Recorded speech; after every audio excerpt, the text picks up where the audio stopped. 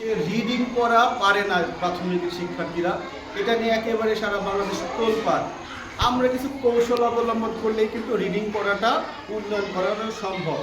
আমি কিছু পদক্ষেপ গ্রহণ করেছি, আজকে আমি আমার পদক্ষেপগুলো সবার সাথে একটু শেয়ার করতে চাচ্ছি।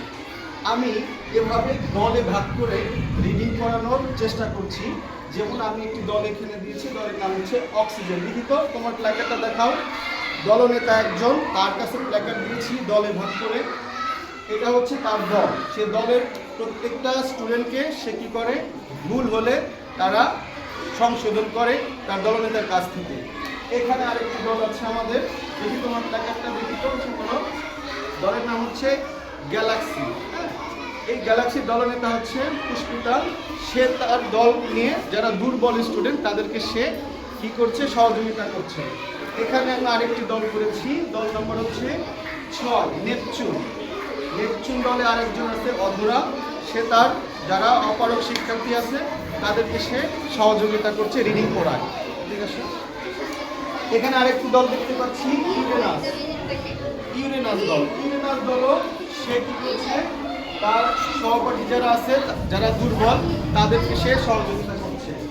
এখানে আমার আরেকটি দল আছে, এই দলটির নাম হচ্ছে টারবাইন। টারবাইন দলের দলনেতা হচ্ছে অন্তরা।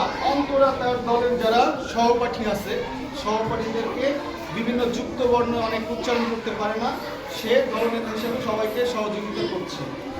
এখানে আমরা আরেকটি দল দেখতে পাচ্ছি, এই দলের নাম হচ্ছে কার্বন ডাইঅক্সাইড। দল নম্বর 3, দলনেতা হচ্ছে ইমু। ইমু যারা দুর্বল শিক্ষার্থী আছে তাদেরকে সহযোগিতা করছে। এখানে আরেকটি দল আছে, দল নম্বর হচ্ছে 2। 2 নম্বর দলের দলনেতা হচ্ছে বায়েজিৎ। বায়েজিৎ তাদের সহপাঠী যারা আছে যারা রিডিংয়ে একটু দুর্বল আছে তাদেরকে সে সহযোগিতা করছে। ঠিক আমি চিন্তা করেছি, এটা জাস্ট আমার নিজস্ব চিন্তা থেকে আমি এভাবে আমার যারা দুর্বল, যারা অপারক শিক্ষার্থী আছে তাদেরকে আমি সহজেই যারা নিজেরা যাতে রিডিং পড়ার উন্নয়ন করতে পারে সেই পদক্ষেপটি গ্রহণ করেছি। আমার এই পদক্ষেপটি কেমন হয়েছে আপনারা আশা করি মতামত দিয়ে জানাবেন। সবাইকে ধন্যবাদ। আসসালামু আলাইকুম।